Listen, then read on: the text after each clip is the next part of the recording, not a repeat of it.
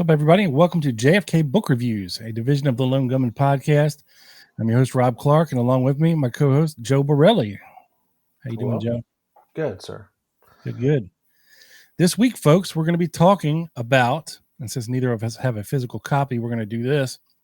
BAM, the book Lee, a portrait of Lee Harvey Oswald by his brother, Robert Oswald, and also Myrick and Barbara Land as co-authors. Now, Myrick Land is kind of a mystery suspense writer, from the 50s and 60s. I'm not sure about his wife, and I'm not sure why they're helping Robert Oswald write this book, but I guess they won the lottery. This book was published on January the 1st, 1967 by Coward McCann Publishing Company.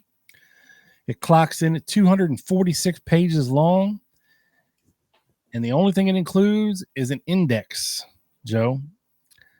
And it is broken up into, I believe, 3 sections, and there's several chapters in each section. It starts off, I think, on November 22nd, 1963, and then it goes back to Lee's childhood and then the aftermath part.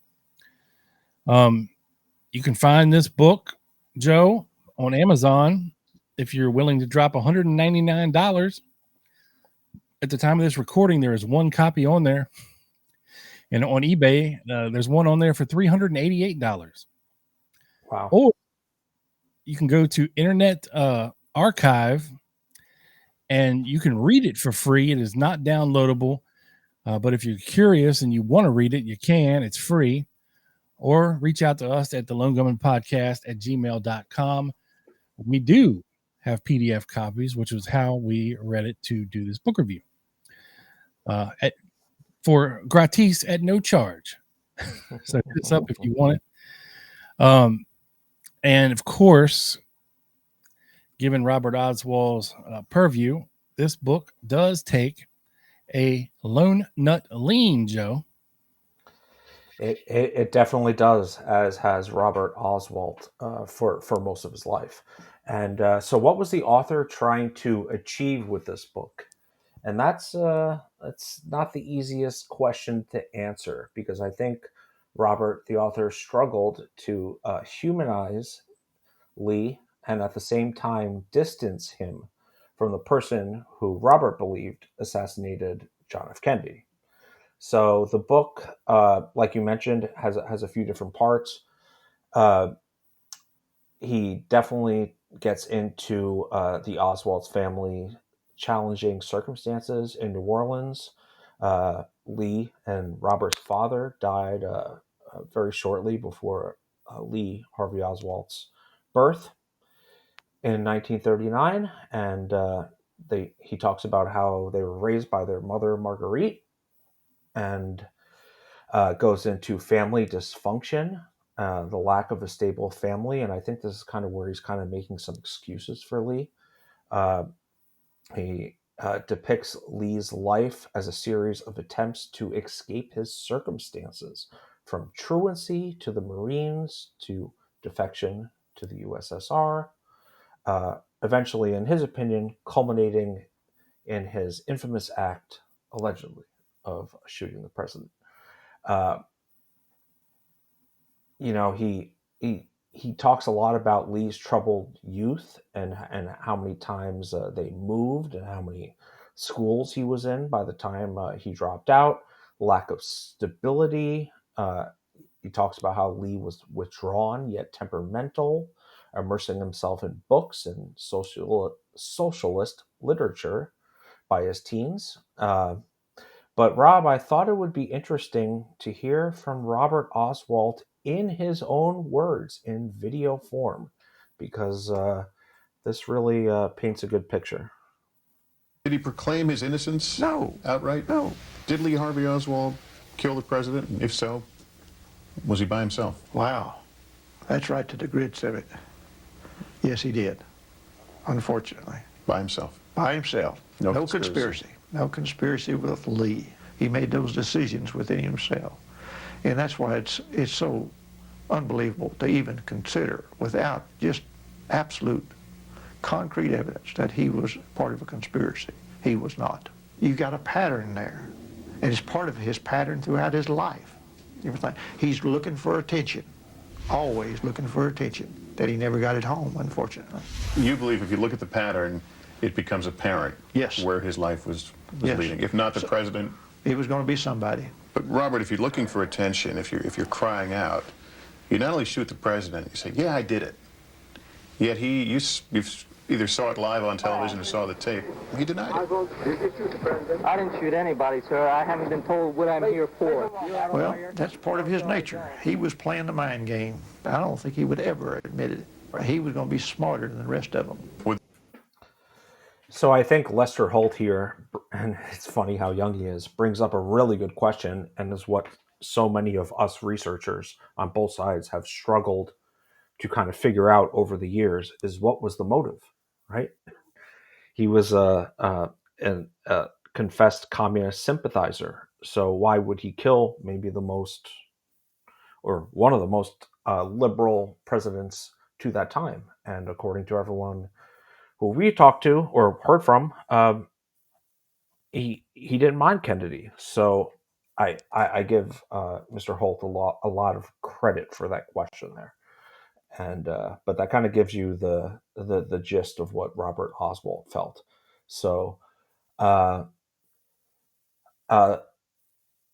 writing style is very well written. It's very easy to read and follow along with. And in terms of sources, as you briefly mentioned, it's not that type of book. It's like JFK type of research book where it's going to list all these documents, although it does list some testimonies and things like that. But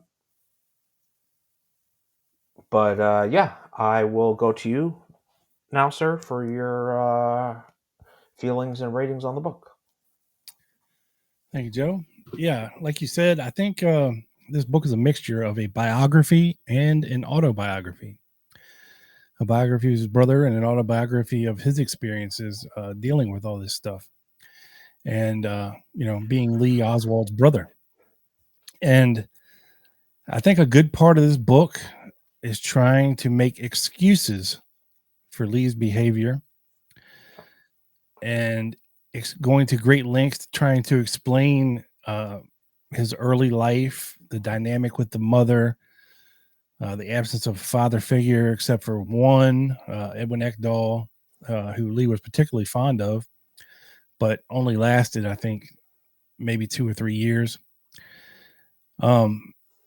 And Marguerite is kind of not all there unless she's getting her way.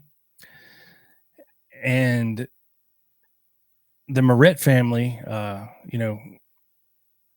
stepped in and helped when they could. The boys were sent to an orphanage at times.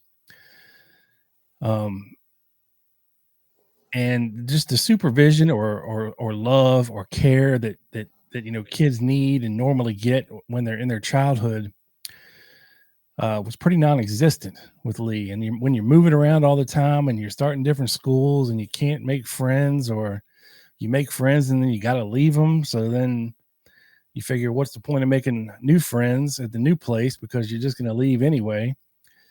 So that's going to eventually lead to a very withdrawn, quiet, brooding man.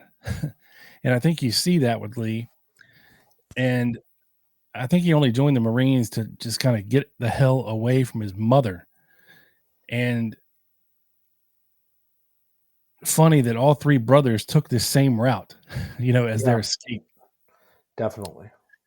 And, they didn't come from a lot of money. So, they had a couple options. It was, work a crappy job in New Orleans or Texas, or, hey, join the armed forces and try to make something of yourself and get away. And John Pike, it worked for him. Robert Oswald worked for him. Lee Oswald, not so much.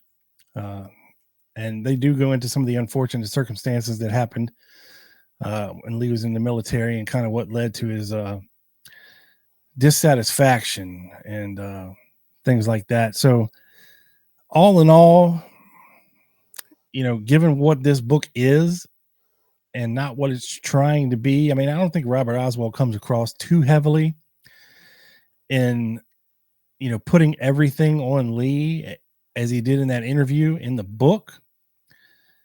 He does leave some lingering questions in the book. But he does explain himself in the book why he thinks the way that he does.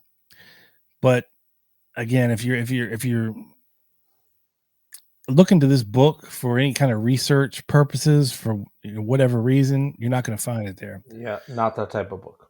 What you will find are insights about what makes Lee Harvey Oswald from one of the closest people that knew him. And for that, it's kind of valuable. Yeah. So, Joe, I'm going to give this a 4. Pop, pop, pop, pop, pop. Guns up out of 10. Okay. You might be a little surprised at my score here because to what you just said, your point, it does have value. It does, right? And of course, what we're all trying to do is figure out what's bullshit, what is not.